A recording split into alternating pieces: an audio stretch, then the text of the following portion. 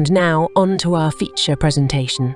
The name of this film is Tom Raider. I assume the B is silent like in numb and dumb, which this film will probably make me feel after watching it. This must be Tom Raider and her father Jerry. He was digging a hole to stop his mind from wandering, and deep in the heart of Middle-earth, he found a Hell's Rubik's Cube. And on Daddy-Daughter Day, they opened the box, they went to hell, and all she got was a lousy postcard. Sitting in her no-bedroom roof apartment, Tom Raider wonders, like a monkey whacked in the noggin with a croquet mallet, why she has no memory of her father. But for now, she walks the earth, wasting her time by, helping others, like feeding the poor and needy restaurants, getting her ass kicked for the underprivileged ass kickers. And whizzing around town on her carriageless, demotorized velocipede, she'd paint median strips on the road for the blind drivers, and lazy parked cop cars in the street that puke washer fluid all over her. After winning the settlement with a cop car that vomited on her, she was able to afford a studio crypt at the local mausoleum. However, she must be careful of the landlord, who is a ball buster when the rent is due, but she always finds a way of dodging him. She finds stuff left by someone French called Pleme. Is this thing on? Oh, I see the red light now. Okay. Hey, Pumpkin, if you're reading this, I'm living La Vida Dulce in hell. So don't come a-knocking, and definitely don't open the box. To your left. Don't close me. I can't breathe. Ooh, it's dark and spooky in here. Opening the box lid of the Ark, she finds a diagram of her father's digestive system, this lousy, photoshopped plot twist, and his luxurious picture of his yacht, the Filthy Oar, at the Mos Eisley Spaceport on the coast of Montana, where it's just a run, swing, and skid mark away. Poop Deck Pleme is owner of this filthy oar, which may have given him VD. How do I get to hell? I know the devil went down to Georgia. We can try there. Okay, now, it rubs the lotion on its skin. It does this when it's told. Abusing the hose rule, Tom angers the hose gods and gets the soaking of her life. Fearing a repeat of the Exxon Valdez disaster, Captain Tinkerbell abandons ship. Poop Deck Pleme doesn't know how to drive the filthy oar, but he does know how to land one. After dispatching Chuck Noland, Pleme secures his pool float. But because of the lotion rule, he gets hosed out of the movie. While holding down the B button on her controller, Tom Raider is able to run faster, jump higher and longer. Watching the filthy oar get rammed by the rock, Tom Raider takes the opportunity to pee in the ocean, 'cause nobody be watching. She comes upon the island of misfit toys, and their island greeting of Melon Kaliki Wacky, waking up vertically disoriented. Tom Raider repositions herself parallel with the Earth's floor. Realizing this is someone else's hand, she goes to look for hers. Now that she's not blinded by the light, she realizes she's on the island of misfit boys. But here she don't want to stay.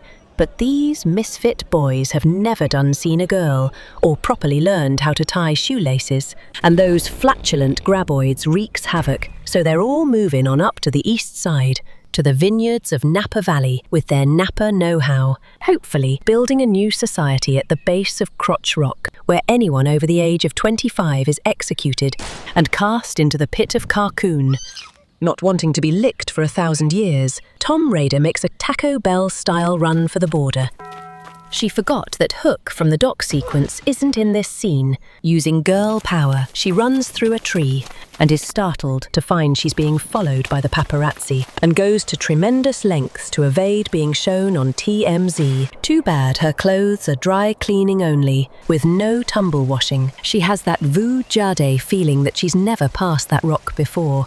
Seeing an apartment with a beautiful view of the falls below, she claims it by clinging onto it to dissuade other floater buys getting it. However, it is a fixer-upper. Using the servant's entrance, she tries to untie her handcuffs. Excuse me, honey, but this recap is about to get a lot worse. Plus, you ain't getting your deposit back. Even in life or death situations, women are always on the lookout for a new handbag. Thankfully, this one's a Louis Vuitton survival bag with parachute and makeup kit. An addendum from earlier, her clothes are not tumble dry. She discovers that pain in her stomach isn't from eating Arby's, but one of her tummy bones isn't where it ought to be.